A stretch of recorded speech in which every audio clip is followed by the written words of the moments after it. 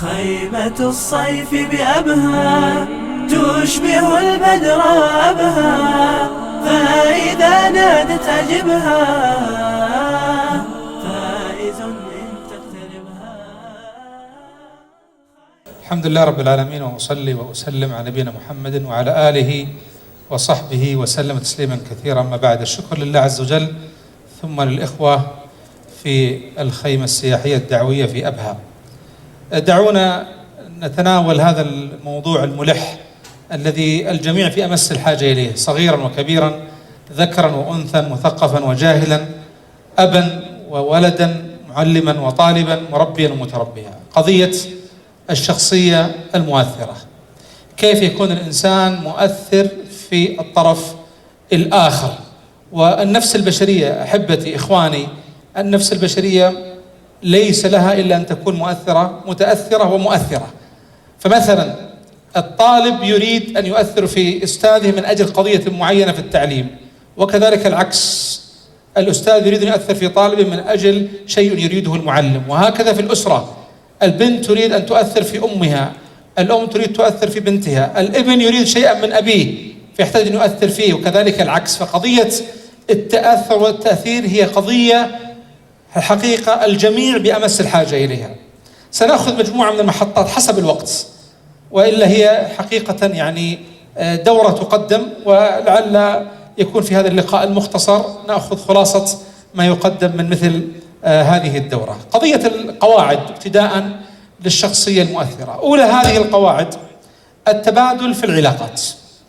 التبادل في العلاقات بمعنى، دعونا نتذكر حديثا للنبي صلى الله عليه وسلم، أو حديثا ذكر موقفا بين النبي صلى الله عليه وسلم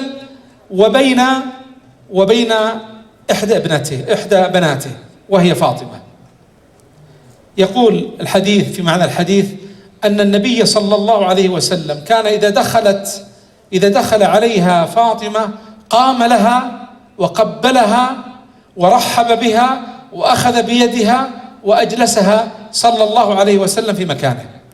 وفي نفس الحديث يقول: وكانت فاطمة إذا أقبل النبي صلى الله عليه وسلم ودخل عليها قامت له وقبلته وأخذت ورحبت به وأخذت بيده وأجلسته مكانها. واضح التبادل في العلاقات ولا غير واضح؟ واضح؟ فإذا الشخصية المؤثرة لابد أنها لا تكتفي بطرف واحد. يعني مثلا الأب يريد من أبنائه كذا وكذا وكذا، يحترمونه ويقدرونه. طيب كذلك الأبناء يحتاجون من الأب أن يقدرهم ويحترمهم، وهكذا بالنسبة للمعلم والطالب والمدير والعامل وإلى آخره. فالقضية تبادل في العلاقات، قاعدة ينبغي أن لا ننساها في حياتنا العلاقاتية حتى نكون مؤثرين. فهل أنت ممن تجري هذه القاعدة أم أنك تنساها؟ هذه قضية مهمة جدا. القاعدة الثانية قاعدة الحقوق والواجبات. في حقوق لي أنا وعلي ماذا؟ واجبات. وهذه من القضايا الحقيقة التي تحتاج أن نقف معها. ما أدري هو في لواقط هنا ولا ما في لواقط؟ في لواقط عند الإخوان موجودة للجمهور؟ وينها؟ طيب أنا ودي بس أسأل بعض الإخوان لو ترفعون يديكم سريعا حتى نكسب الوقت، لسه ما في جوائز يا شيخ. طيب أبغى أسأل الحقوق والواجبات، ما المشكلة التي تحصل في الأسرة أو في المدرسة أو في المجتمع في قضية الحقوق والواجبات؟ شوف الأخ هناك، الله يخليك بسرعة، بس أبغاك خفيف الله يخليك، يعني وزنك ينزل الليلة 5 كيلو بسرعة. لو تعطي واحد هناك وواحد هنا يكون جيد. طيب الحقوق قلنا إنها عبارة عن إيش؟ حقوق لي واجبات علي، ماشي؟ المفترض إني إيش؟ أسأل عن أطلب حقوقي وأطالب بحقوقي. في إشكال ولا ما في إشكال؟ في إشكال؟ ها؟ الأب له حقوق ولا ما له حقوق؟ يطالب بها ولا ما يطالب بها؟ الابن له حقوق ولا ما له حقوق؟ نعم. يطالب بها ولا ما يطالب بها؟ كذلك في واجبات علي. طيب حقوق بها.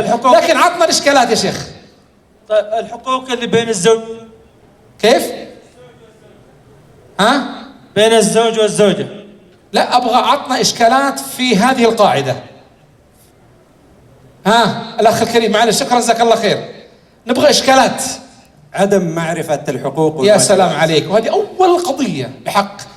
في مشكلة أننا ما نعرف وش الحقوق اللي لنا وش الواجبات التي إيش علينا. مهم أن الأسرة تثقف أفرادها آباء وأبناء وش الحقوق التي لهم وش الواجبات التي عليهم تجاه الآخرين. واضح؟ وهكذا في أي قطاع آخر. طيب إشكال ثاني، تفضل يا أخي هنا الله يحفظك اللي قريب منك، ما هي مشكلة حتى نختصر الوقت. معلش يا شيخ نرجع لك إن شاء الله إذا كان في وقت. يا ايش اسمه يبغى ياخذ حقوق ولا يعطي حقوق. يا سلام عليك، يبغى ياخذ حقوقه ولا يسأل عن الواجبات التي عليه. وهذه أيضا مشكلة أخرى. رئيس إدارة معينة يطالب الموظفين بالأشياء التي يجب عليهم أن يقوموا بها عليه له واجبات الحقوق التي له. ما قلنا لا يا سعادة الرئيس، أنت لك حق أنك تأخذ الحق الذي لك، لكن وين الواجب الذي عليك؟ مو صحيح أنك تنسى الواجب ليش الذي عليك. هل في إشكالات أخرى؟ في إشكالات أخرى؟ يكفينا هذا، يكفينا. خلونا في هذا حتى نأخذ شيء آخر، وهو من أقوى ما هي السمة والصفة لأقوى شخصية مؤثرة في موضوع الحقوق والواجبات. وين يا شيخ؟ وين صاحب اللاقط؟ هنا يا شيخ الله يحفظك، خليكم قريب كذا قدام الله يخليكم لو تتبادلون. تفضل يا شيخ. لا ما نبغى من هو الشخصية عليه الصلاة والسلام، لا شك نريد الصفة في الشخصية المؤثرة. أعطي الأخ الكريم الله يخليك. ترى عموما احنا جالسين للفجر إن شاء الله. طيب يا إخوان زين جالسين للفجر. العدل صفة أقصد الآن احنا اتفقنا أن الإنسان يجب عليه أنه يجب أن يراعي الحقوق والواجبات. في حقوق له من حقه يطلبها ولا مو من حقه يطلبها، وفي واجبات عليه من حق واجب عليه أن يقوم بها، صح ولا لا؟ في أشخاص مؤثرين جدا في المجتمع في هالوزنية هذه، من هم؟ اللي جنبه يا شيخ جزاكم الله خير جميع المتحدثين. الوالدين. لا أنا ما أتكلم الوالدين ولا الرسول صلى الله عليه وسلم ولا أحد. أبي وصف يا جماعة. الآن المفترض الإنسان يسأل الحق الذي له ويقوم بالواجب الذي عليه. ما في ناس يسوون معادلة غير ذلك. المدير وموظفينه. لا يا حبيبي ما نبغى أشخاص، نبغى وصف. الله يخليك. الاحترام نبغى وصف. نشوف هنا آخر واحد عاد انضبطت. جيبها هنا يا شيخ الله يخليك، جيبها هنا. حنا قلنا الآن المطلوب التوازن.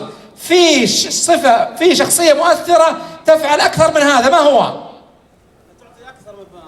وشلون تعطي؟ أكثر من المطلوب منها. يعني تبادر يا دكتور. وين يتحدث الآن؟ وين يتحدث؟ أيوة يا شيخ كيف؟ أتوقع المبادرة الله يحفظك إنه المبادرة. لا خليها الآن في الحقوق والواجبات. يا جماعة لما يقول الله سبحانه وتعالى ويؤثرون على أنفسهم ولو كان بهم خصاصة، تنازلوا عن إيش هؤلاء؟ الخصاصة. عن إيش؟ عن حقوقهم. لكنه هل يتنازل عن الواجبات التي عليه؟ واضح؟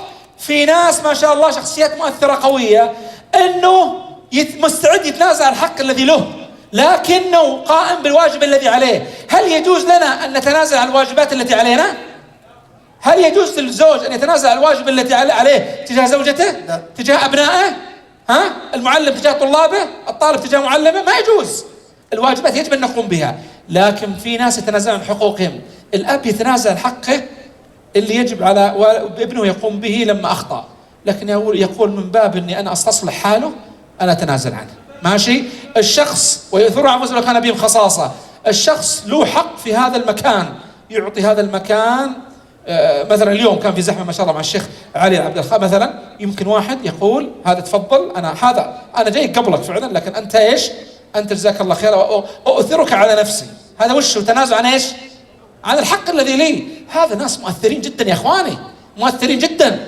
المشكلة لما اني انا اخرج من البيت افكر فقط في الحق الذي لي ولا اقول الواجب اللي علي. تسمع في المجالس للاسف الشديد ما اعطونا، ما سوونا، ما فعلونا، ما سوانا. الولد يقول ما اعطاني ابوي، الطالب يقول المدرسين يقولون الوزارة، وانت فيتكلمون عن اشياء قد تكون حقيقية لكن كلها في مجال ايش؟ الحقوق التي ايش؟ التي لهم، لكن ما يروح يتكلم في الواجب الذي عليه. الشخصية المؤثرة على الأقل توازن، والشخصية المؤثرة جدا هي اللي تقدم الواجب الذي عليه على ماذا؟ الحق الذي لا هذول الناس المؤثرين أقوى ويؤثرون على أنفسهم ولو كان بهم خصاصة. آخر قاعدة أيها الشخصية المؤثرة، رأيك في الآخر مؤثر. رأيك، بصمتك في الشخص الآخر مؤثر. الأب حينما يقول لابنه ما شاء الله تبارك الله أنا أتوقع منك أن تكون شخصية لك دور في المجتمع، هذه بصمة إيجابية ولا سلبية يا جماعة؟ لكن لما يقول الأب للابن أنت ما فيك خير، ما شفنا منك إلا البلاء، وفاشل في الدراسة، ولا يمكن أن أثق فيك، يا جماعة هذه بصمة وشي؟ هذه بصمة سلبية. ما في شك البصمة مؤثرة. الشخصية المؤثرة نقصدها هي اللي تعطي البصمات ايش؟ الإيجابية، بصمات الإيجابية. يعني دعونا نقف مع موقف النبي صلى الله عليه وسلم عجيب بأبيه وأمه عليه الصلاة والسلام. ولا شك مثل ما قال الأخ الكريم النبي صلى الله عليه وسلم هو النموذج الأول في الشخصية المؤثرة. جعلنا الله وإياكم ممن يقتدون بالنبي صلى الله عليه وسلم في هذا المجال التأثير.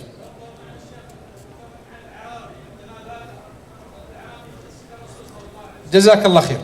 القصة قصة عبد الله بن عمر بن الخطاب لما رأى رؤيا مفزعة ورأى فيها النار، وجاء وقصها على أخته حفصة، وقامت حفصة وماذا؟ وقصتها على النبي صلى الله عليه وسلم. ماذا قال النبي عليه الصلاة والسلام؟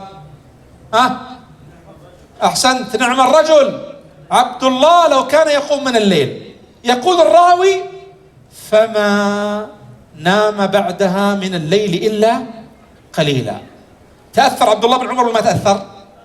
تأثر ولا ما تأثر يا شباب يا اخوان؟ تأثر عبد الله بن عمر. وين الاسلوب البصمة الإيجابية؟ ارفع يدك. وين البصمة الإيجابية؟ وين يا شيخ؟ نعم الرجل، أثنى عليه الرسول. يعرف من عبد الله بن عمر، عبد الله بن عمر رجل ماذا؟ متبع للسنة، حريص نعم الرجل أنت والله، لكن ما أنا حاصريني في ساعة إلا ربع ولاحقيني ملاحق. جزاك الله خير. نعم الرجل عبد الله لو كان من يقوم من الليل. فنعم الرجل هذه بصمة إيجابية. طبيب أسنان، قصة قديمة في الشرقية عندنا. أتى إليه شخص كبير في السن، وقام هذا الطبيب بما قام به من السمكرة وما يعني يحتاج هذا الضيف له. المقصود بعد ما انتهى من الجلسات جاء كبير السن يريد أن يحاسب، فقال لا والله ما تدفع ولا ريال. وتعرفون ما شاء الله يعني طب الأسنان يعني ما شاء الله خير وبركة، فيها ربحية طيبة. هذه دعوة لأن نكون جميع الأطباء أسنان. طيب على أي حال، فقال له لك بس فلوس، لك ما شاء الله شيء يعني ليش؟ طيب قال مو أنت الأستاذ فلان الفلاني درست في الابتدائية الفلانية؟ قال بلى. قال أنا أحد طلابك وما وصلت إلى هذا المكان إلا بتوفيق الله ثم بك. لما علقت على كتابتي في تعبير وقلت أحسنت يا طبيب المستقبل، أحسنت يا طبيب المستقبل. شفت هنا رأيك في غيرك مؤثر. الأستاذ أعطى رأيه في من؟ في الطالب، لأنه شاف في الكتابة شيء يوحي بأنه ماذا؟ يصلح أن يكون إيش؟ يصلح أن يكون طبيبا، يصلح أن يكون طبيبا. قضية التأثير يا إخواني قضية مهمة جدا. ابحث عن الإيجابيات ولا السلبيات؟ الله بالسلبيات وعليك فيها مضبوط. دور عن سلبيات الزوجة، ودور عن سلبيات الأبناء، ودور عن سلبيات الصديق، وعليك فيها والله في تحريها. يصلح كلام هذا؟ هذه شخصية غير مؤثرة. الرسول يقول صلى الله عليه وسلم لا يفرق مؤمنة إذا سخط منها خلقا رضي منها خلقا آخر، أو كما قال النبي صلى الله عليه وسلم. يعني مشي تغاضى ولا تقف عند السلبيات، فهناك ماذا؟ إيجابيات. والشخصية المؤثرة هي اللي تنظر إلى الإيجابيات، وأيضا لا شك تضع الإيجابيات في مكانها الصحيح. واضح القواعد الثلاث؟ واضح التبادل في إيش؟ في العلاقات، ماشي. والثانية مراعاة الحقوق، ماشي، والواجبات. والثالثة البصمة إيش؟ الإيجابية، رأيك في الآخر مؤثر. طيب أقف في المحطة إذا عندكم شيء أحد يريد أن يعلق. وين اللاقط؟ أعطي الأخ الكريم جزاه الله خير. في قصة قبل أن يبدأ الأخ، قصة يعني مشهورة مؤثرة يا أحبابي، حتى نعرف يعني تفضل ما دام عمنا بيتكلم انا لا اقف. تفضل يا شيخ. بسم الله. السلام عليكم ورحمة الله وبركاته. وعليكم السلام ورحمة الله وبركاته. لي مداخلة وهي في نفس الموضوع إن شاء الله وهي لها فائدة. جزاك الله خير. قصة أنتم أهل الخبرة والحكمة إن شاء الله. أعطونا من الأشياء التي تنفعنا. عائشة رضي الله عنها أم المؤمنين زوجة رسول الله صلى الله عليه وسلم. اللهم صل وسلم على محمد. يقول أتاها واحد من الصحابة سوت له طعام. جاء واحد ثاني في نفس اليوم وسوى طعاما واحد منهم أفضل من واحد في المادبة، فكأنهم لاموها.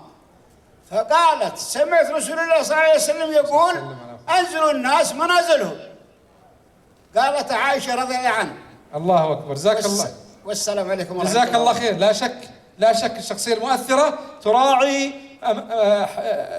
قدر الناس وأماكن الناس ومراتبهم ودورهم المجتمعي. جزاك الله خير. اللي جنبك الله يحفظك.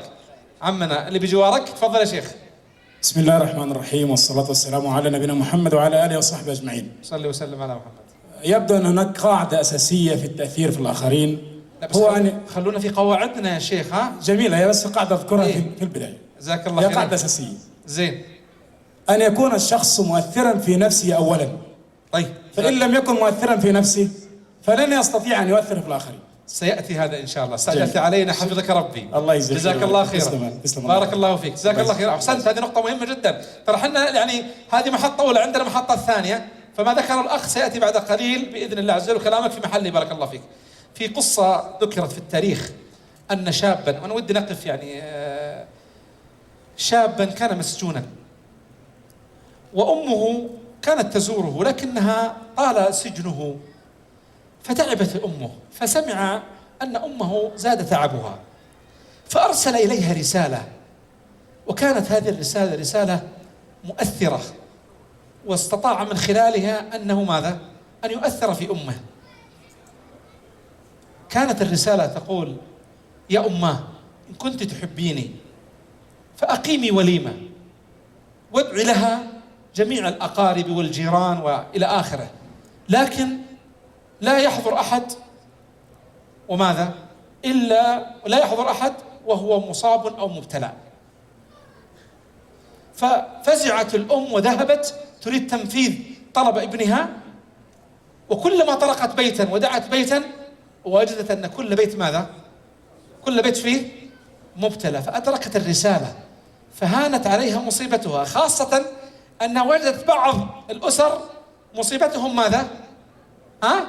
أكبر. الآن مين اللي أثر في الثاني؟ من الذي أثر في الثاني؟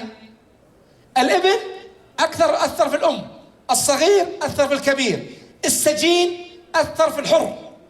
واضح؟ إذا كان هذا موجود في النفس البشرية أليس من باب أولى أن يكون العكس يا جماعة؟ الكبير يؤثر في الصغير، المربي يؤثر في المتربي، الأب يؤثر في الأبناء. هذه قضية مهمة جدا جدا مهمة. ولعلنا نذكر قصة أخرى بعد قليل إن شاء الله تعالى. دعونا ننتقل إلى شو اسمه بعض المجالات التي ترتبط بالشخصية. أولى هذه المجالات متعلقة بقضية المشاعر والجانب الوجداني، وهي ما يتعلق بصدق الإنسان مع الله عز وجل. هذا أكبر مؤثر لا شك في الشخصية المؤثرة. ليست الناحية الثكلى كالناحية من يا أحبابي؟ المستأجرة. لا يمكن تكون التي تبكي من قلبها مثل التي لا تبكي من قلبها بالنسبة في المآتم. كذلك الإنسان الذي يكون عمله لله عز وجل حتى ولو كان كلامه قليل وفعله قليل، لكنه بينه وبين الله خبيء، بينه وبين الله صلة قوية، سيكون أكثر تأثيرا من غيره. وهذا هو قضية الإخلاص لله عز وجل. إنما الأعمال بالنيات وإنما لكل امرئ ما نوى. ينبغي أن نفتش عن هذه القضية في مدى علاقتنا بالله. فإذا أردنا أن نكون مؤثرين أيا كنا من أفراد المجتمع، ينبغي أن نحسن العلاقة بمن؟ بالله عز وجل، لأن الله سيساعدك، لأن الله سيعيننا، لأن الله سيطرح البركة في العمل العمل القليل لكنه بنية طيبة. والثاني والآخر يقول تعبت وتعبت وتعبت ووجهت وفعلت وسويت، ولكن ما أرى في ذلك نتاجا. يقول لأحد المربين، يقول طرقت أبوابا كثيرة من أجل قضية متعلقة بأحد أبنائي، لكن والله لم تنحل إلا لما أني ذهبت إلى الله عز وجل ورضخت بين يدي الله سبحانه وتعالى وجعلت أمري لله عز وجل، فانفرجت الكربة لما أنه اتجه إلى من؟ إلى الله. هذه النقطة الأولى فيما يتعلق في المجالات. أيضا من مجالات الشخصية المؤثرة ما ذكر الأخ قبل قليل، وهو الصدق مع الناس، أن يكون ظواهرنا مثل بواطننا، أن نكون قدوات، أن نحن المؤثرين. يأتي الأب يقول لابنه يا ولدي ماذا؟ إياك وإياك التدخين. هو جزاه الله خير كل يوم بكت، زين ويقول المعلم للطلاب الله الله في الاجتهاد، والمعلم ما يجي إلا متأخر الحصة وما شابه ذلك. ما يصلح. الناس ما يتأثرون بالشخصيات اللي فيها تناقض، كلامه غير فعله. يا جماعة إذا كان رب العالمين سمى هذا ماذا؟ سمى يعني كان هذا الأمر بالنسبة إليه أكبر المقت، كبر مقتا، أشد البغض عند الله. ماذا؟ أن تقولوا ما لا تفعلون. لما تقولون ما لا تفعلون؟ كبر مقتا عند الله أن تقولوا ما لا تفعلون. فهنا مهم جدا الشخصية المؤثرة، كما تسأل ما هي علاقتها بالله، كذلك عليها أن تسأل ماذا؟ هل هي تطبق هذا الأمر أو لا تطبقه؟ بل للعلم، أنا أسمع كثيرا من الآباء في الاستشارات ومن الأمهات ومن المعلمين إلى آخره، ماذا يقولون؟ وجهنا، تكلمنا، قلنا. غالب الذي يقولونه أن أسلوبهم في اتخاذ التوجيه ما هو؟ الكلام. مع أنه لو أنه راجع نفسه في قضية علاقته بالله، هذا رقم واحد، وأيضا علاقته بالناس من حيث القدوة، وأنه يتمثل هذا الأمر وكان قدوة، ما كان يحتاج إلى كثير كلام، لأنه كما ثبت شرعا وثبت واقعا وثبت كذلك في الدراسات، وللعلماء كلام، ومنهم ابن الجوزي له كلام جميل في صيد الخاطر، وأن الفعال أبلغ من الأقوال. لما تكلم العلماء الذي احتك بهم ابن الجوزي قال احتككت بعلماء كثير لكن ما رأيت مثل الأنماطي والجواليقي، هذان الرجلان لا أنساهم أبدا مما فعلوه في نفسي وأثروا، لأنهم كانوا يتمثلون العلم الذي كانوا يعلمونه الناس، فكانوا أشد الناس علاقة بالله وأقل الناس كلاما وأزهد الناس في الدنيا. هذه الشخصية المؤثرة يا أحبابي، ينبغي أن نضع هذه القضية في اعتباراتنا. هذه المحطة الثانية، سأنهي المحطة الثانية ثم أسمع منكم تعليقاتكم بارك الله فيكم. المحطة أيضا الثانية لابد أن نعي بهذه القواعد. القاعدة الأولى التيسير مقابل ماذا؟ التعسير. ينبغي الحقيقة الشخص اللي يريد أن يكون مؤثرا أن ييسر على الناس، لكن التيسير هو التيسير النبوي الشرعي. الرسول ما خير بين أمرين إلا اختار أيسرهما. أكمل. الناس للأسف يقفون عند هذا فقط، ما لم يكن إثما، لأن البعض يقول والله ودي أصحي صلاة الفجر، هو بالغ زين، ودي أصحي صلاة الفجر لكن تعبان، خله ويسمي ويعتبر هذه سماحة ويسر. هل هذه سماحة ويسر؟ ما لم يكن إثما، هذا إثم يا أخي، هذا إثم. فينبغي الإنسان يكون ميسر، يسرا ولا تعسرا، في طريق سهل إنك تأخذ عيالك فيه، وإنك تحاول تقنع عيالك فيه، وزوجتك والطلاب وصديقك. خذ الطريق السهل، لا تأخذ الطريق ماذا؟ العسر. الناس ما يحبون الشخص المعسر. واضح؟ هذه القاعدة الأولى. القاعدة الثانية الرحمة والشفقة مقابل ايش؟ قسوة. الله، في بعض الناس عنده الشخصية المؤثرة، هو أنا ابن الجلاء وطلاع الثنايا، متى أضع العمامة تعرفوني. خلك عطهم العين الحمراء، خل عيالك يهابونك، خل طلابك أول ما تدخل عليهم يخافون منك. من قال لنا ذلك؟ من قال هذا الكلام؟ فبما رحمة من الله لنت لهم ولو كنت فظا غليظ القلب لانفضوا من حولك. الآية هذه أحبابي نزلت بعد غزوة أحد، بعد المعصية الكبيرة التي حصلت والهزيمة التي حصلت، نزلت هذه القضية. نحن بأمس الحاجة إذا كنا نريد أن نكون مؤثرين في غيرنا أيا كان غيرنا، ينبغي أن نكون رحماء رفيقين. ما كان الرفق في شيء إلا زانه، وما نزع من شيء إلا ماذا؟ إلا شانه. ونبتعد عن القسوة، نبتعد عن الغلظة. ولو كنت فظا غليظ القلب لانفضوا من حولك. القاعدة الثالثة، التأني مقابل إيش؟ العجلة. الشخصية المؤثرة ما هي بصاحبة عجلة، ما تستعجل. تبي يا شيخ ما تستعجل يا شيخ. زين. الشخصية المؤثرة صاحبة تأني مو عجلة. لماذا؟ من يقول لي لماذا؟ وين الجهاز؟ بسرعة كلمة بس مختصرة. وين؟ تفضل. ليش؟ تفضل عندك يا شيخ. لماذا؟ الخطأ يكون مع العجلة. ليش؟ الآن الأب يحتاج يصدر أحكام وقرارات ولا لا؟ يحتاج. واضح؟ وحتى الابن يحتاج في قضية معينة مع الأسرة إلى آخره، وهكذا أفراد المجتمع. إذا صرنا مستعجلين ايش بيصير؟ يكون القرار خاطئ. سيكون القرار خاطئ. أنا أتأنى التؤدة. يقول النبي صلى الله عليه وسلم التؤدة في كل شيء خير إلا في عمل الآخرة. فيتأد الإنسان، الشخصية المؤثرة متأدة حتى تستطيع إلى أنها ماذا؟ يكون سلوكها سليم. النقطة الرابعة والأخيرة في هذه القواعد، وهذه نهاية المحطة الثانية، الناس يحبون الشخص ماذا؟ المتكبر، المتسلط، المتكلف، صح ولا لا؟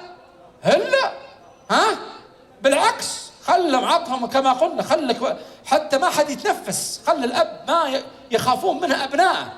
لا، يلاعبهم، يداعبهم، يمازحهم، يلاطفهم، يتواضع لهم، يتبسط معهم. الشخصية المؤثرة هي التي تكون متواضعة متبسطة، ليست متكبرة.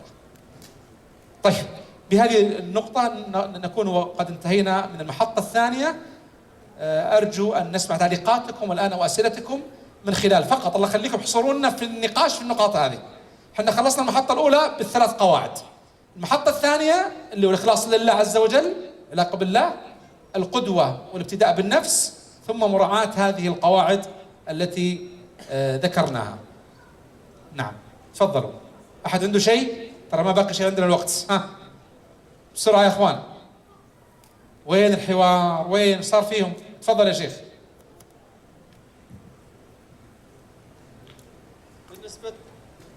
بالنسبة التيسر مقابل التعسر. التيسير مقابل التعسير. إيه؟ فالإنسان يكون ييسر على أبنائه ولا يعسر. صحيح. هذا مثال. طيب، الرحمة مقابل القسوة. لا، نبي نعدد عاد كذا، ما احنا خاصين الفجر الله يرحم والديك. واحدة تكسب فيها أجر وناخذ، خلي البقية ياخذون البقية أجر، ايش رأيك؟ جزاك الله خير. تفضل يا أخي، أعطي الأخ هنا. جزاك الله خير حبيبنا. أيضا من هذه الأمور التغافل. فالتغافل في البيت أو في العمل، يعني بعض الأمور التي تكون هينة، كما قال الشاعر يعني سيد القوم بالمتغافل وليس بغافل. يعني الإنسان يتغافل عن بعض الهفوات يعني يؤثر في غيره أيضا. جزاك الله خير، ممتاز، جيد. حاولوا تحصروها يا جماعة، الله يخليكم، جميل. يعني حاول نحصرها في النقاط التي ذكرناها في القضايا الثلاث: الإخلاص، الابتداء بالنفس، القدوة، يكون إنسان قدوة، النقاط الأربعة: التيسير والرحمة والتأني والتواضع. نعم. تعليق يا أخي الكريم، تفضل يا شيخ، تفضل يا أخي. نعم يا أخي، عفوا أنا أشوف هناك، اتفضل. طيب خلينا أسمعنا حتى نسمع. بارك الله فيك، شغل. يلا، هذه ضريبة الحوار، لابد ياخذ وقتا، لكن عاد نبغى السلام عليكم. حتى ما تملون منا ونمل من انفسنا. تفضل يا شيخ. إذا كان في رحمة وفي شفقة لكن القسوة لا تزال مستمرة، وش الحل؟ والله ان سؤالك رائع جدا، لان في نقطة كنت ايش الحل؟ في ناس ما تتحمل، اخلاقنا في كتمة شوية. والله افتح الدريشة، الله يحفظك خير، اذا كان في كتمة. الدريشة مفتوحة، بس اقول يعني والله اخاف النفوس مفتوحة. الرحمة موجودة والشفقة موجودة، لكن لا زالت القسوة من الطرف الثاني موجودة. انا بقول لك حاجة، ايش الحل؟ أبشر إن شاء الله من عيوني، أبشر من عيوني. أنا كنت سأتكلم عن نقطة سبحان الله كنت سأتجاوزها وأنساها، أنت الذي ذكرتني بعد توفيق الله عز وجل. بحق كنت ناوي أتجاوزها، نسيت.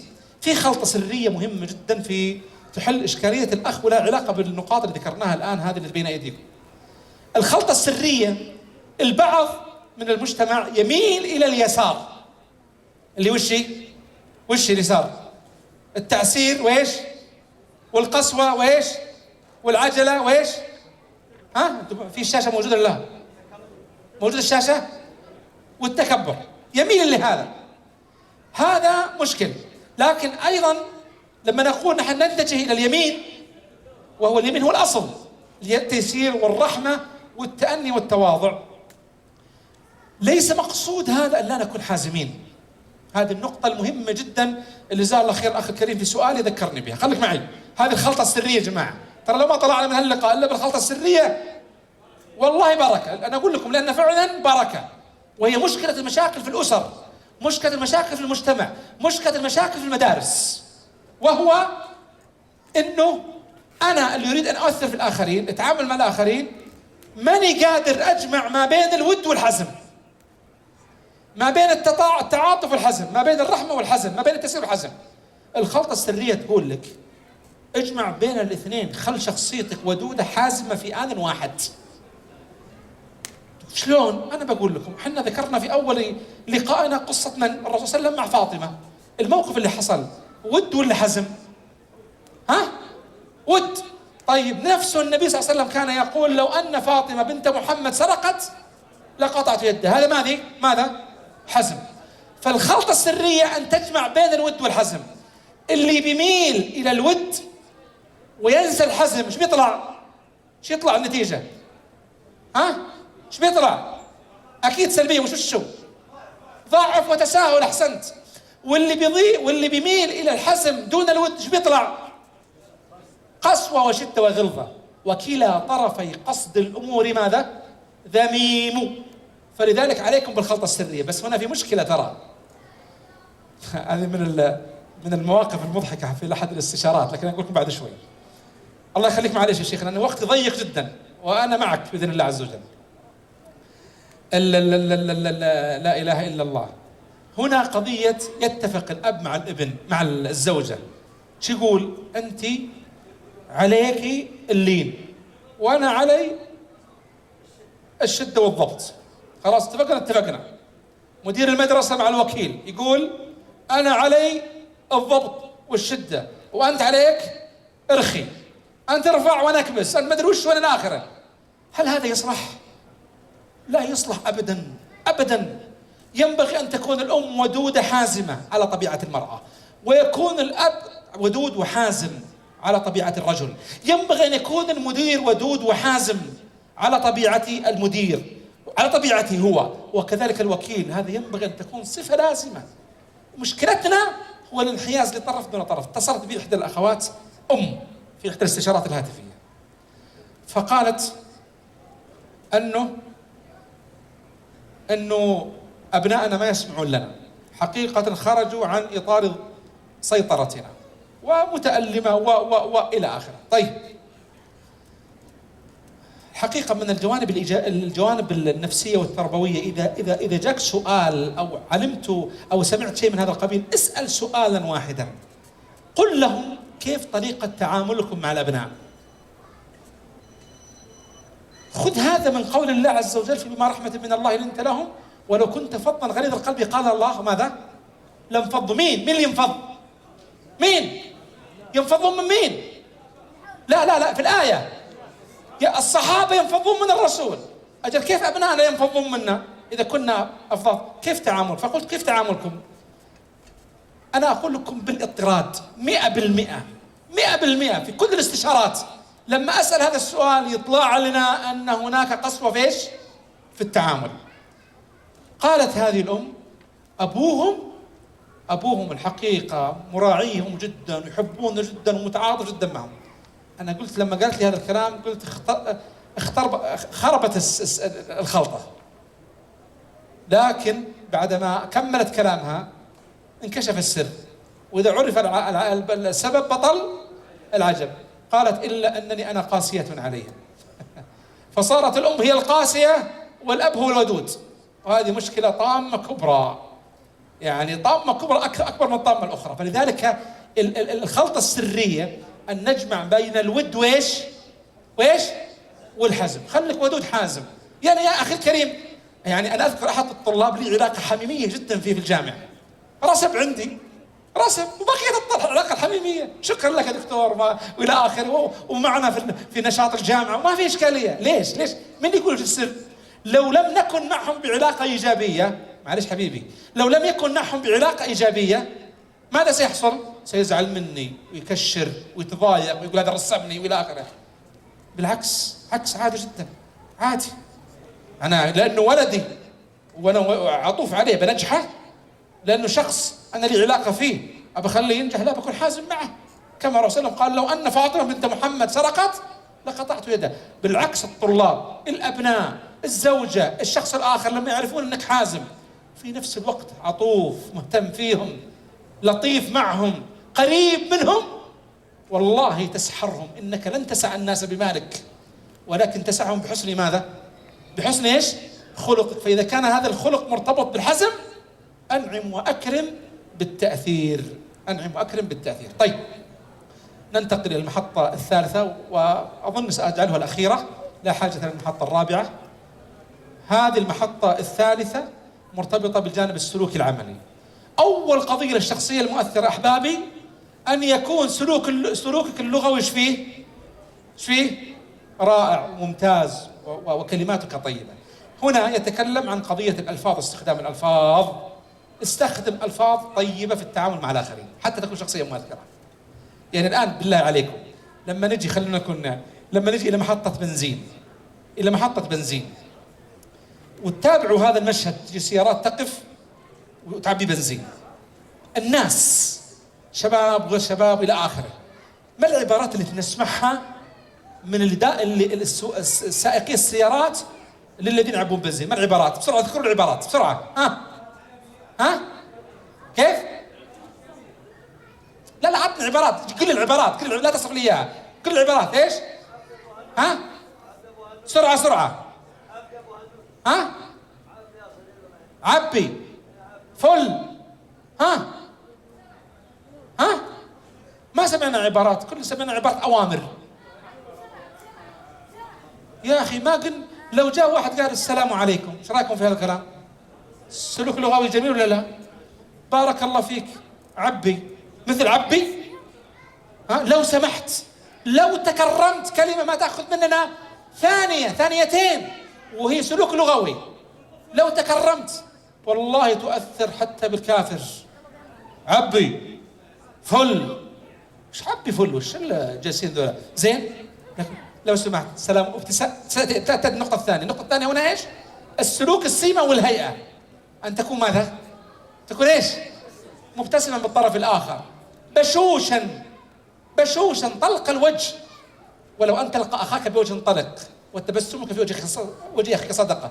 الشخص المعبس المقطب الجبين لا يؤثر في الآخرين.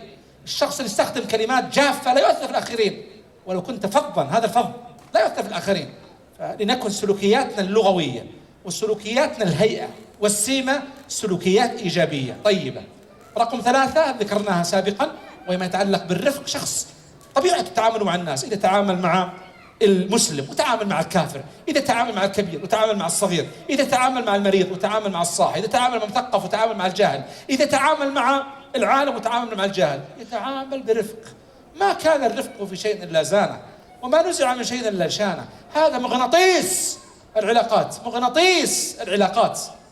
النقطة الرابعة، ينبغي للشخصية المؤثرة أن يكون لها سلوك علاجي. شلون؟ الآن الزوج ممكن يتوقع أخطاء من زوجته ولا لا؟ والعكس. الأبناء يتوقعون أخطاء من أبائهم ولا لا؟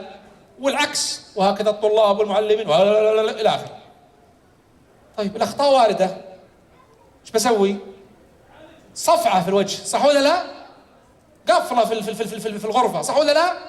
خصم، درجات، ما أدري، إقامة الدنيا وعدم إقعادها. لا ليس هذا كله، ليس هذا التصرف. التصرف أن نكون كما تصرف النبي صلى الله عليه وسلم في حالات الأخطاء. من أجمل ما أدعو الإخوان إليه آباء وطلاب وأبناء ومعلمين إلى آخر كل أفراد المجتمع يقرأوا كتاب للشيخ محمد بن نجد وفقه الله بعنوان أساليب نبوية في التعامل مع أخطاء الناس. أساليب نبوية في التعامل مع أخطاء الناس، من أفضل الكتب الحقيقة اللي استقصت أساليب محمد صلى الله عليه وسلم كيف كان يتعامل مع الأخطاء.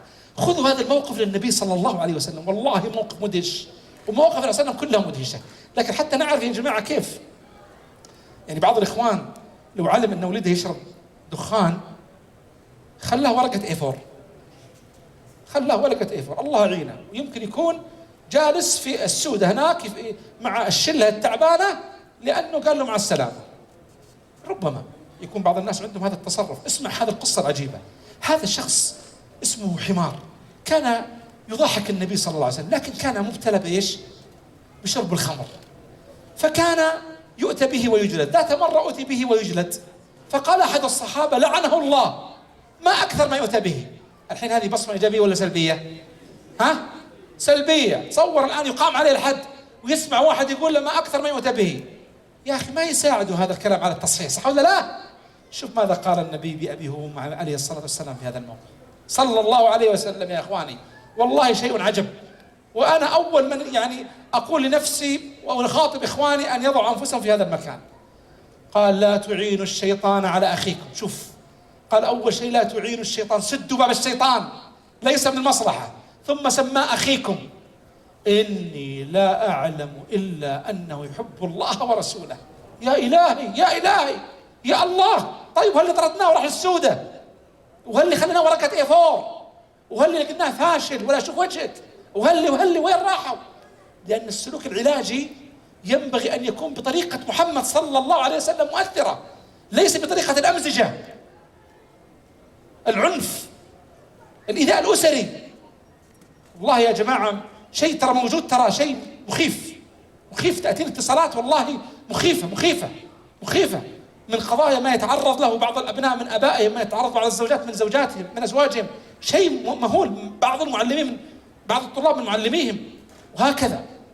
ينبغي أن يكون عندنا الحكمة في طريقة حل المشكلات. النقطة قبل الأخيرة السلوك التعاوني. الشخصية المؤثرة تتعاون مع الآخرين. بالله عليكم هذا الملتقى وهذا المخيم بعد توفيق الله كان ممكن يقوم من غير تعاون؟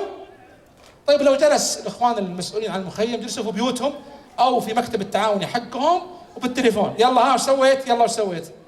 هل هذا بينجح؟ لكن سووا، نزلوا في الميدان مع أصحابهم. الرسول هكذا كان ينزل فيبني المسجد مع الصحابة.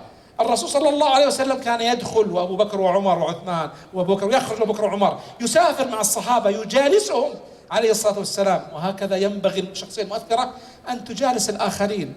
الأب مستحيل يعني الأب أنه الجلسات السمر لا حظ له فيها كثير، بينما أبنائه حتى يعقدون اجتماع ويأنسون به ما يحصلونه. مشكلة كبيرة، لا بد أن يكون في تعاون، يلاعبهم يمازحهم. المربي المعلم إذا سمع أحد طلابي مرض يروح يزوره يتصل فيه، عسى خير، بشر عن صحتك إلى آخره، لها أثر كبير جدا جدا. فالتعاون صفة الشخصية المؤثرة. تشرك نفسك مع الآخرين، هذا اختصار. اشرك نفسك مع زوجتك، سابقها كما سابق النبي صلى الله عليه وسلم عائشة. شو المشكلة يعني؟ ها؟ عيب صح؟ عيب ها؟ وش العيب؟ ما هو عيب أبدا. خلها تسبقها، اسبقها، وإذا سبقتها أعطها فرصة تسبق مثل ما سبقت عائشة النبي صلى الله عليه وسلم. ما المشكلة يا أخي؟ وهكذا الأبناء، العب معهم. أنا يعجبني المعلم الذي يلعب مع طلابه، يعجبني المعلم اللي جالس في ورشة عمل، يعجبني المعلم اللي داخل حصة دراسية جالس هو يتناقش مع الطلاب ويجلس معهم في الورشة ويسولف وياهم أثناء الحصة الدراسية. هكذا يكون الشخصية المؤثرة المتعاونة، وإلا سيكرهون المعلم، سيكرهون الأب، ما يحبون يأتون إليه. النقطة الأخيرة السلوك التكميلي. في سطر بعدها لو ضغطت زر بيطلع المعنى، لكن بختبركم وش المعنى اللي تتوقعونه في السلوك التكميلي؟ ها ايوه حبيبي سم ما ايش قال؟ المظهر. لا المظهر ذكرناه في قضية السمة والهيئة، التبسم وطلقة الوجه كذلك المظهر الحسن نسينا نقولها. ها تفضل أخي، تفضل هناك يا شيخ، هناك أيوه، على أساس الوقت، لأن الوقت خلاص ينتهي الآن. السلوك التكميلي هو للفقرتين اللي قبله، بمعنى علاجي وتعاوني. بعد كذا ايش حتسوي؟ اقرأ الله يخليك السطر اللي بيطلع لك الآن وارفع صوتك فيه، بسم الله. الترفيه والدعابة والمزاج والمزاح. هذا السلوك التكميلي الذي نقصده. الشخصية المؤثرة يعني لابد لها من بهارات، لابد يسوي بهارات. الحين بالله عليكم في أحد موجود يعرف يطبخ؟ ارفع يدك يا طباخ. ما شاء الله عليك، أنت كل شيء ما شاء الله تبارك الله، أنت كل شيء. خلينا ناخذ الشايب اللي قدام يا شيخ. وش تطبخ يا شيخ؟ خبزة؟ ايش تطبخ؟ ايوه ايش تطبخ؟ سليك. بس عاد السليك كل الناس يحبونه يا شيخ. زين خلينا نقول السليك. يلا الرجال طباخ رقم واحد، والدنيا كلها صف سرعه يبغون ياخذون السليك حقه. الرجال ده طبخ السليك، طباخ ماهر معروف. العيال كلمته وانشغل معها الله يجزاه خير، نسى الملح والبهارات وقدمها للناس وللضيوف. بياكلون يا شيخ؟ ما هم ماكلين. راح الطباخ الصح والسليك المضبوط، لكن راحت البهارات وراح الملح. صح ولا لا؟ المرة الثانية الشيخ جزاه الله خير خاف يسوي مثل السالفة الأولى، زين، وما رد على التليفونات، ومن زود حرصه زاد الملح وزاد البهارات. يصلح ولا ما يصلح؟ ما حد ماكل. الطبخة ممتازة. نفس الكلام بالنسبة للمزاح والدعابة. خل دعابتك في مكانها الصحيح، لا تزيد دعابتك مثل زيادة الملح والبهارات، ما يصلح الأكل. ولا تخليك ما عندك دعابة ولا عندك مزاح ويصبح مثل أيضا الأكل الذي لا ملح معه. هذا هو ملح العلاقات، هذا هو بهارات العلاقات. الشخصية المؤثرة هي التي تعطي هذه سامي شيخ؟ أيوة وش فيك يا شيخ؟ انتهى الوقت؟ وش صاير يا جماعة؟ أخلص؟ ما أدري ايش تقولون والله. طيب على أي حال خلص الوقت، هذا انتهى الوقت يا شيخ؟ شلون أنا أنتظر منك التأشير. معقول 10؟ هذا ما شاء الله أعطيتونا مثلا ما شاء الله رزق أعطيتونا يا شيخ. طيب نسمع منك. الله يخليكم خلونا في مواضيعنا يا شباب، خلونا في مواضيعنا. وين اللاقط يا شيخ؟ واحد هنا واحد هنا، الله يخليكم. في هناك أيوة. عندك تعليق؟ عندك تعليق؟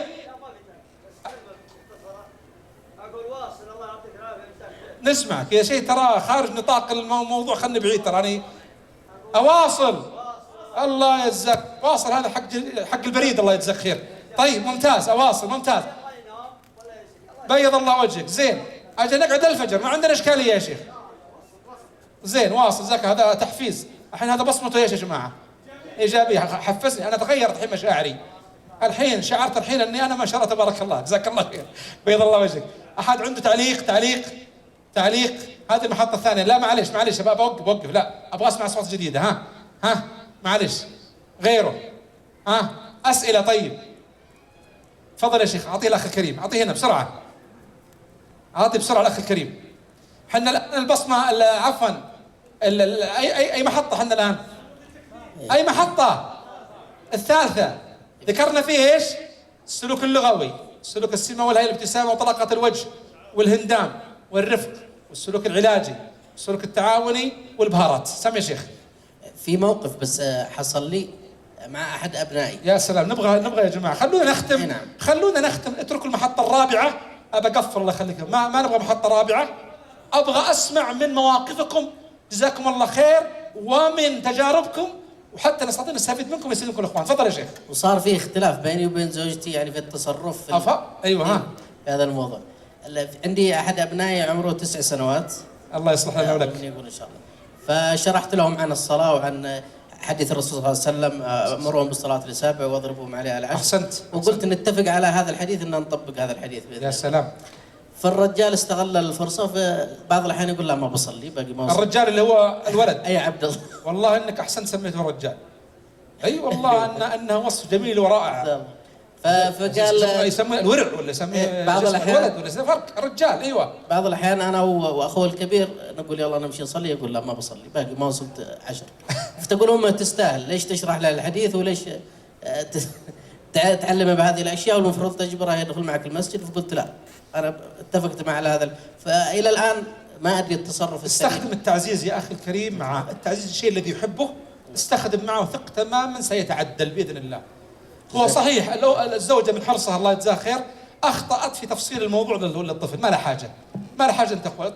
الطفل يحتاج ان يقال له ترى يا ولدي يحتاج انك تصلي وتحرص على الصلاه والله يرضى عنك. اما نقعد نشرح له الحديث ونقول له 7 سنوات اضربوها عليهم واقصد امروهم سووا 10، بيفهمها بالطريقه اللي يناسب ادراكه. فهي انت عفوا قلت له ام العيال، فانت جزاك الله خير اخطات من شده الفرح، جزاك الله خير. شده الحرص، فما في داعي للطفل ان يعلم هذه التفصيلات، هذا واضح فعلا صحيح، ما في داعي. الشيء الثاني لحل هذه المشكله استخدم التعزيز، قل له شو اسمه والله يحفظه، قل له يا عبد الله، شوف يا عبد الله، قل له كذا باذن الله اشوفك اسجل لك هذه نجمه، حط لك نجمه، نجمتين 3 4، كل ما جمعت 5 نجمات وشفتك اول مره يعني في المره الاولى عطى على طول هديه، وحاول ايضا تبين له الهديه اللي هو يحبها، زين؟ ثم كل 5 مرات حط جدول نجوم، ثم بدأ بعد ذلك قلل القضيه حتى يصبح سلوكا معتادا. التعزيز بالذات للاطفال يفعل شيء كبير جدا جدا مهم. يعني انا اقول لك سيحل لك الاشكاليه، واظنك باذن الله عز وجل ستجد هذه النتيجه ان شاء الله تعالى. واضح يا اخي؟ لان الطفل طبيعته ماذا؟ الطفل طبيعته يتاثر بقضيه الحوافز بالذات الماديه. تفضل حبيبي. شكر الله لك يا دكتور. ولك حبيبنا.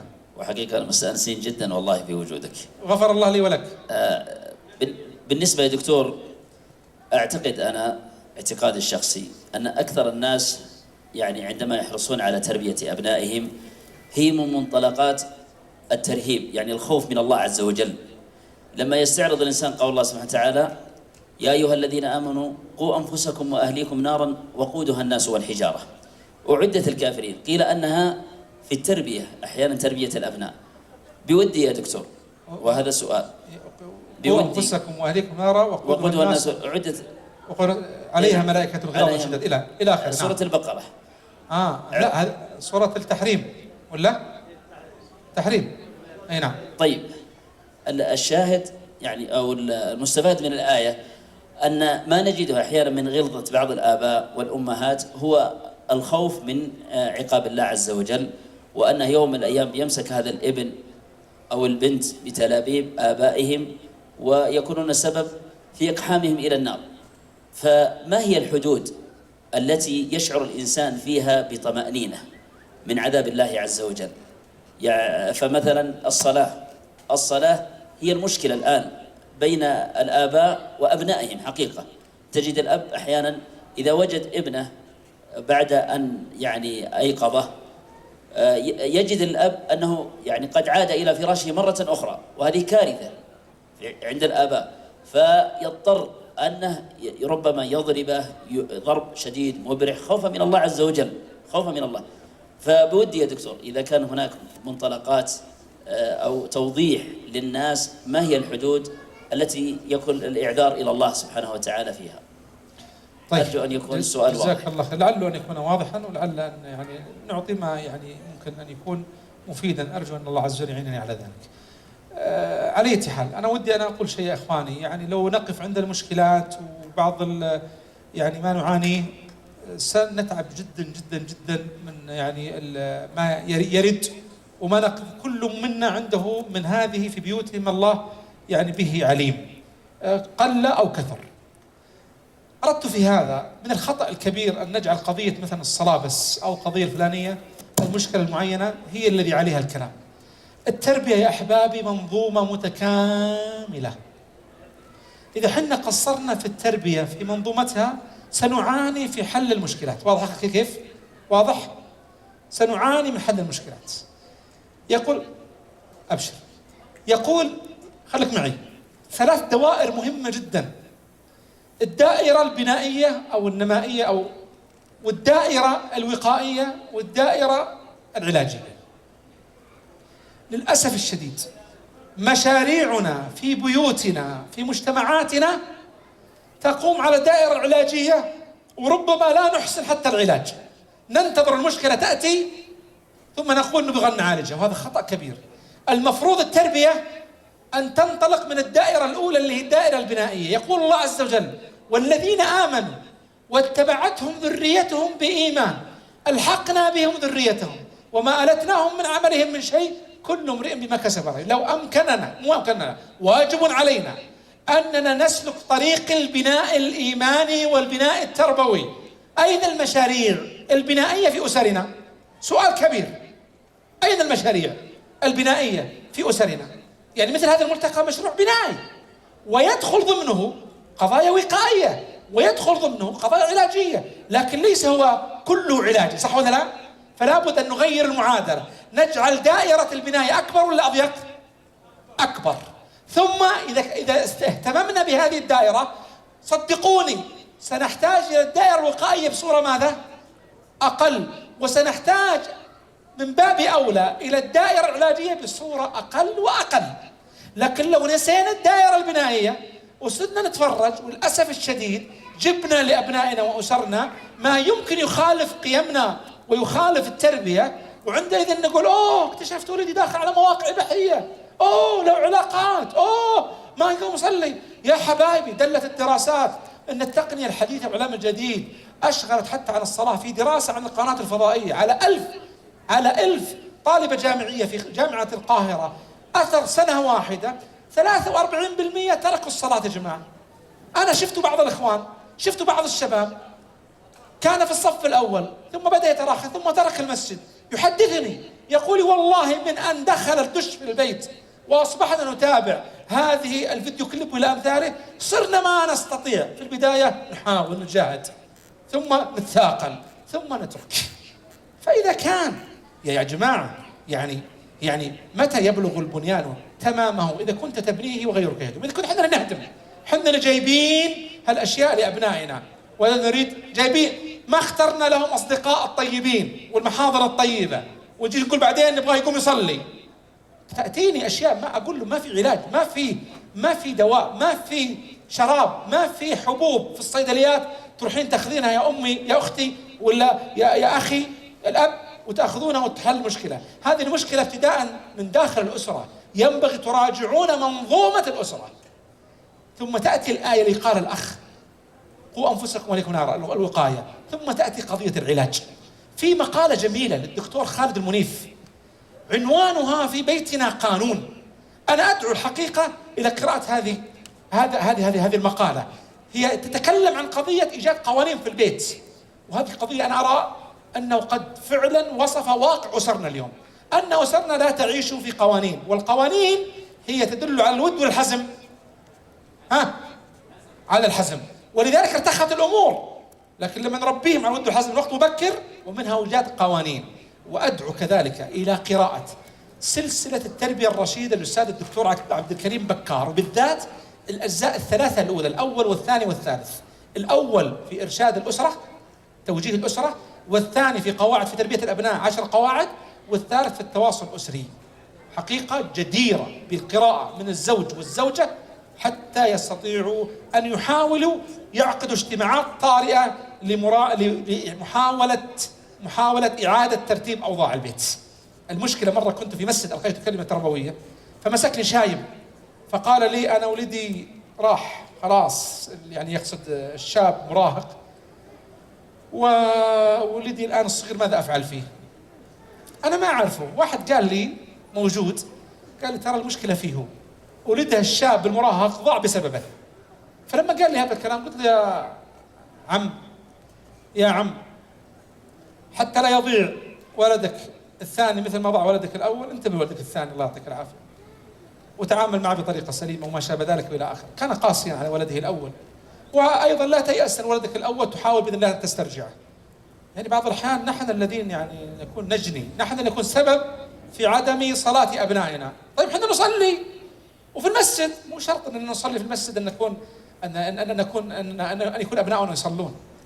هي ترتبط بقضية الشخصية المؤثرة حبيبي، صح ولا لا؟ الشخصية المؤثرة اللي تجعل الابن فعلا هو نفسه يأتيك ويقول لك: يا أبتي أنا أشعر بضعف في إيماني، يا أبتي أنا داخل على التويتر وجاني واحد دخل عليه بشيء غير سيء، أعجبني أحد طلابنا وهو شخص ليس متدينا ولكنه محافظ، عنده أخ صغير، قال جاني أخوي الصغير مذعور، قال يا صالح يا صالح، قلت خير؟ قال والله ما أدري، مع الأيباد يقول ما أدري جتني صورة ما يرضاها الله، والله ما شفتها، والله ما أقصد، والله ما أقصد. تصور؟ قلت هنيئا لك يا صالح في تربية أخيك، وهنيئا لكم مثل هذه البذرة الطيبة والفطرة الطيبة في ابنكم هذا الصغير. لما نربيهم على هذا الأمر بحيث أنه يأتي هو يفضفض بما في نفسه، ستصبح البيئة إيجابية. باختصار المنظومة لابد تكون متكاملة، تكون تربوية. اي نعم. إذا صار بقي هنا عاد يحاول قدر ما يستطيع. أنا أقول زيدوا من في هذه المستويات بالذات، عندما يكون قسوة زيدوا من مستوى الود والتعاطف والاهتمام، اهدوا له هدية يحبها، غيروا من طريقة التعامل يكون معه، اجلسوا معه واسألوا الله عز وجل قبل ذلك وبعده. راجعوا أنفسكم في ظل هذه الذي ذكرناه من قواعد ومن مجالات ومن يعني سلوكيات ومن يعني أساليب، لعل الله سبحانه وتعالى يعني أن يحدث تغييرا في أبنائنا. ولا شك أن الصلاة قضية أساسية، وأنا أعرف والله أن بعض الأسر يعانون معاناة شديدة جدا. أنا جد أتخيل ولدي يقول لي لا من يقوم أصلي، إن شاء الله راح إن شاء الله يبقى خلاص إن شاء الله صلى يصير خير، واجد تحصل بالفراش، وهكذا يكون يعني صورته يوميا كذلك. ما أسأل الله أن لا يأتي الوقت اللي أرى فيه ابني كذلك، أسأل الله، لأنه والله شيء مؤذي مؤلم جدا ما يتحمله الأب الحريص. لكن ينبغي الأب الحريص كذلك أن لا ينسى يتذكر الأنبياء، يأتي النبي وليس معه أحد، ويأتي النبي ليس معه إلا الرهط والواحد والاثنان، ويذكر أيضا نوح عليه الصلاة والسلام وحرصه على أبنائه وما آمن معه إلا قليل، وابنته وابنه وزوجه لم يؤمنوا معه، والنبي صلى الله عليه وسلم وهو حريص على عمه الذي